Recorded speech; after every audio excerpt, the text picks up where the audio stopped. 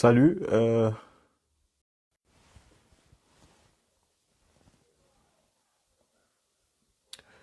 Tu- tu- tu- tu- tu- tu- tu- tu- tu.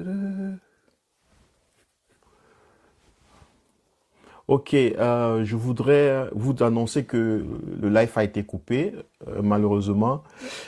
J'ai relancé pour terminer en vous disant merci d'avoir participé à ce live. Merci d'avoir pris du temps, du bon temps avec nous, d'avoir compris. Et j'espère que Madame Kawala va encore suivre cette vidéo. Et je fais appel à Madame Kawala de prendre cette vidéo, de méditer dessus. Ce n'est pas dans l'intention de la dénigrer ou bien quoi que ce soit. C'est dans l'intention de pointer en elle-même pour qu'elle puisse voir en elle-même, mettre le miroir devant elle pour qu'elle puisse voir en elle-même où ça cloche. Pour qu'ensemble on puisse créer quelque chose de fort. Et un conseil, c'est que si tu es fort, si tu es faible, les forts ne vont pas vers les faibles. Les forts ne vont pas vers les faibles. Il faut que vous compreniez ça. Les forts ne vont pas vers les faibles.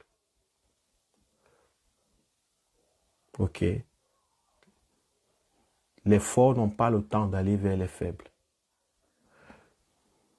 Les forts ne vont pas vers les faibles.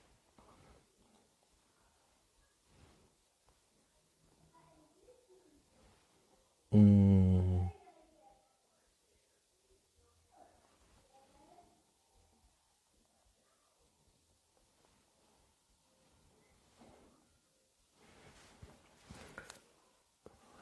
Allô? Donc, je disais que j'ai été coupé, j'ai été coupé. Je voulais terminer, je voulais pas.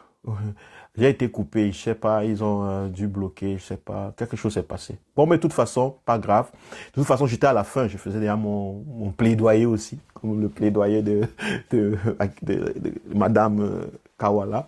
Donc, je disais que faisons très attention. Madame Kawala, c'est à elle que je m'adressais. J'espère qu'elle va suivre cette vidéo. Cher Camerounais, passez-lui cette vidéo. Je sais qu'elle suit, puisqu'elle a fait signe qu'elle suit. Ça se sent. C'est très bien. Donc, le but est que Madame Kawala, qu'elle ne prenne pas ça comme étant des attaques, qu'elle prenne ça comme étant quelque part une certaine psychanalyse. Façon de la pousser à méditer elle-même sur son propre sort, à pointer ce qui bloque, ce qui empêche que l'opposition camerounaise soit euh, vraiment une opposition debout et unie réellement au fond, n'est-ce pas? Et que tout ce que je dis, c'est pour ouvrir l'esprit des Camerounais, parce qu'elle a dit que dans le plan, Madame Kawala a dit que dans le plan de,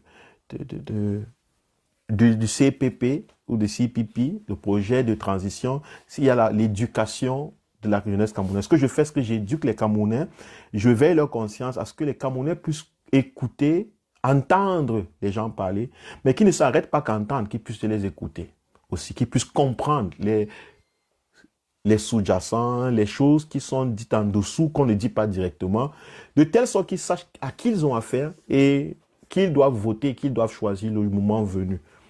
Parce que il ne suffit pas de choisir, il faut choisir celui ou la possibilité qui est le moindre mal possible. Ok? C'est la meilleure des options que vous avez. Mais pour cela, il faut avoir de bonnes informations. Il ne faut pas vous laisser tromper. Il faut qu'on vous dise comment les gens font pour vous tromper. Il faut qu'on dise comment les gens font pour se tromper eux-mêmes. C'est pour ça que je parle souvent de vous. Euh, les leaders politiques, Akeremouna et tout ça. Parce que même Akeremouna, je l'ai suivi, il est passé aussi, il y a un mois, il est passé dans la chaîne et c'est le même discours. C'est ce discours de personnes qui ont, c'est ce discours de transitionnaires, des transitionnaires qui ne veulent pas parler. En fait, ils ne s'adressent pas aux Camerounais. Parce que quand tu veux parler aux Camerounais, si tu es sincère, tu parles aux Camerounais. Tu présentes ton projet au Camerounais. Mais Akeremouna ne veut pas parler. Et moi, je ne fais pas ceci, moi, je ne fais pas cela.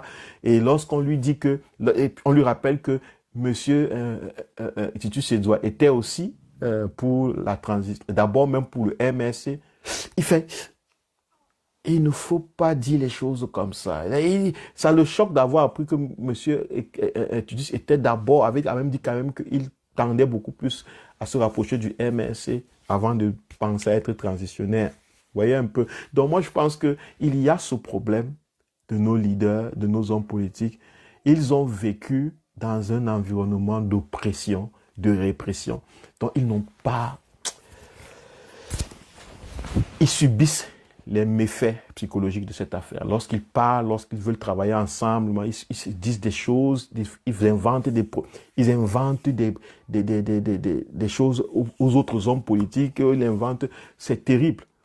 Si les bas peuples se font ça, je peux comprendre. Si deux citoyens font ça dans les réseaux sociaux, je peux comprendre. Mais lorsqu'un homme politique va dans les réseaux sociaux et ou bien dans les médias dit que c'est Maurice Kamto qui a signé la constitution de machin, le prolongement du mandat de M. Biya, sans preuve, sans, et le pauvre Maurice Kamto et le reste essaient tout de démontrer que, mais allez interviewer les responsables. Pourquoi pas interviewer les gens qui vont les racontages?